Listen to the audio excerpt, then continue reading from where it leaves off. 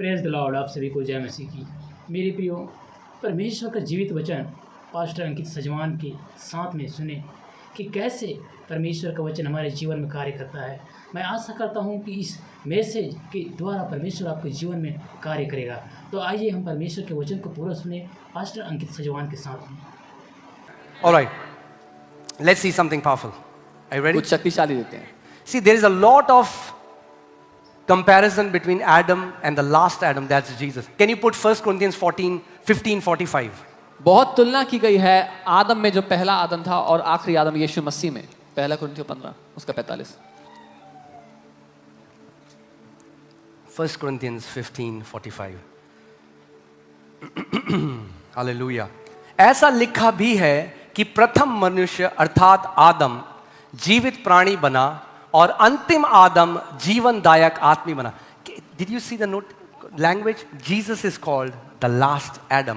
The last because that genealogy ended. यहाँ पर The last Adam. यीशु को आखिरी आदम इसीलिए कहा गया क्योंकि वहां पर उसने मनुष्य जाति को खत्म कर दिया। Okay. Let's go to Genesis chapter 2 verses 21 to 22. Are you ready? Okay. उत्पत्ति 2 उसका 21-22। And the Lord God caused a deep sleep to fall on Adam. तब यहोवा परमेश्वर ने आदम को भारी नींद में डाल दिया And he slept. और वो सो गया। And he took one of his ribs and उसकी- closed up the flesh in its place. एक पसली निकालकर उसकी जगह मांस भर दिया। The first surgery was done in Genesis chapter 2. पहली सर्जरी उत्पत्ति 2 अध्याय में हुई थी। The first, what do doctors do when they do a surgery? Doctors क्या करते हैं सर्जरी करते हैं तो They put the patient in a deep sleep.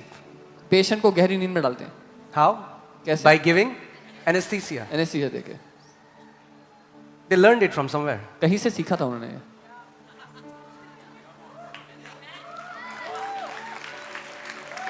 The first anesthesia was given in Genesis chapter 2. पहला एनेस्थीसिया उत्पत्ति 2 अध्याय में दिया गया था। Amen? And anesthesia is given so that the patient will not feel pain. और एनेस्थीसिया इसलिए दिया गया कि उस पेशेंट को दर्द ना हो। Okay, okay, we're going to learn. So I want you to focus on this word deep sleep. जहाँ लिखा है भारी नींद या गहरी निद्रा, इस पर ध्यान देंगे। Okay?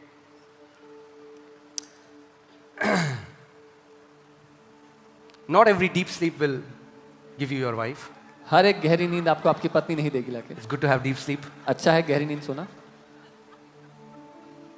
Okay? And the Lord and the Lord God caused a deep sleep to fall on Adam और यहाँ परमेश्वर ने आदम को भारी नींद में डाल दिया। and he slept. और जब वो सो गया, And he took one of his ribs. तब उसने उसकी एक पसली निकालकर, The word for rib is selah, which means side in Hebrew. It's actually not rib but side. जो जहाँ पसली लिखा असल में वो साइड लिखा हुआ है। Let me tell you something powerful. एक Are you शक्तिशाली ready? बात बताओ, तैयार हो? The woman is not called Eve until she eats of the fruit. उस But स्त्री anyway, को that's a teaching for someday else. उस स्त्री को तब तक ईव या हवा नहीं कहा गया जब तक उसने फल नहीं खा लिया। कभी Before that, she was called woman, Isha. It came from Isha. Okay, anyway. All right, we'll go there. We'll keep some things for the Bible college. कुछ बातें बाइबल कॉलेज में Okay? लिखते हैं। All right. Then the rib which the Lord God had taken from man, he made into a woman and brought her to the man. जब यहोवा परमेश्वर ने उसकी पसली को जो उसने आदम में से निकाली थी स्त्री बना दिया और उसको आदम के पास ले आया। Okay?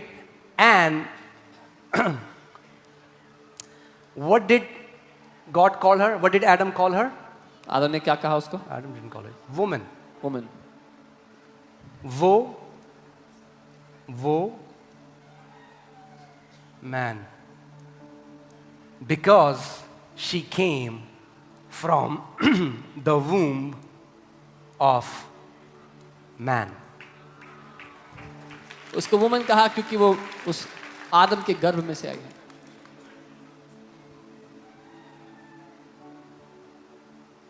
Amen? Because Adam is the head of humanity. क्योंकि आदम मनुष्य जाति का सर है। अब Where was Adam's bride before God brought her out? आदम की दुल्हन कहाँ थी इससे पहले कि परमेश्वर उसको बाहर निकालते हैं? In Adam. कहाँ थी? आदम के अंदर। In Adam. आदम के अंदर। समझ गया आप? You understood? Okay? And how did God bring her out of Adam? और कैसे परमेश्वर ने आदम में से बाहर निकाला उसको? He put Adam in a deep sleep, उसने आदम को एक गहरी नींद में डाल दिया, cut his side, उसकी साइड Brought her के out. उसको बाहर निकाल दिया. okay? ठीक है? All right. Deep sleep is a metaphor for death. गहरी निद्रा जो है ये एक दूसरा तरीका है मृत्यु कहने के लिए. When somebody dies, जब कोई मर जाता है, they are not talking to you, वो आपसे बात नहीं कर रहे हैं, they are not interacting with you, आपसे कोई बातचीत नहीं होती, but you don't cry. लेकिन आप रोते नहीं. They look like dead. वो दिख रहे हैं जैसे मर They are गए, not dead मरे नहीं, because they're going to wake up again. क्योंकि फिर उठ जाएंगे. People in Christ, मसीह में जो लोग हैं they don't die, वो मरते नहीं हैं, they sleep वो नींद में जाते हैं, because they are going to rise again. क्योंकि वो दोबारा उठेंगे. Okay? All right. So, John 11 to 13. यूहन्ना 11 से 13. These things he said, that means Jesus said, and after that he said to them, our friend Lazarus sleeps. उसने यह बातें यानी कि यीशु ने ये बातें कही कि हमारा मित्र लाजर सो गया है, But I go that I may wake him up. परंतु मैं जाके उससे उठाऊंगा, जगाने जाता हूँ. Okay? Then his disciples said, Lord, if he sleeps, he will get well. तब उसके चेलों में से एक ने कहा कि अगर वो सो गया तो स्वस्थ हो जाएगा. Amen? ये प्रगटीकरण था उस वचन का जिसमें प्रभु ने कहा कि उसने जगत के मूर्खों को चुन लिया है. This was a manifestation of the words that says he chose the fools of the world, उनमें से हम भी एक हैं. and we are one of them. Okay? Disciples कह रहे हैं, यीशु मसीह कह रहे हैं लाजरस सो गया है और मैं जाके उसको उठा दूंगा. Jesus is saying Lazarus is sleeping, I'll go wake him up. वो कह रहे हैं हो सो गया तो क्या हुआ प्रभु, ठीक हो जाएगा. The disciple is saying if he's sleeping, let him sleep, he'll get well. सो गया तो स्वस्थ हो जाएगा. He'll be well. However, Jesus spoke of his परंतु death. यीशु उसकी मृत्यु के विषय में कह रहे थे. What did Jesus call sleep? यीशु ने Death. मृत्यु को क्या कहा? नींद, कि वो सो रहा है. तब भी वो नहीं समझे. Even then they didn't understand. सो तब यीशु को प्लेनली बोलना पड़ा. Then Jesus had to say it plainly. Verse 14. Then Jesus said to them plainly, Lazarus is dead. यीशु ने उनसे साफ साफ कह दिया लाजर मर गया है. Okay? How did God bring Adam's bride to him? परमेश्वर ने आदम की दुल्हन को उसको कैसे ला के दिया? He put Adam in a deep sleep. उसने आदम को गहरी नींद में डाल दिया, Cut his side. उसके Brought her पसली को out. खोला और उसकी दुल्हन को निकाला. John 19:33 to 34. हालेलुया. मैं आशा करता हूँ कि आज के इस मैसेज के द्वारा परमेश्वर का जीवित वचन आपके जीवन में कार्य करे. मेरे प्रियो, ऐसे ही परमेश्वर के वचन को सुनने के लिए हमारे इस यूट्यूब चैनल को सब्सक्राइब करें ताकि हमारे आने वाला हर एक वीडियो का नोटिफिकेशन आपको मिलता रहे. तब तक के लिए आप सभी को जय मसीह की.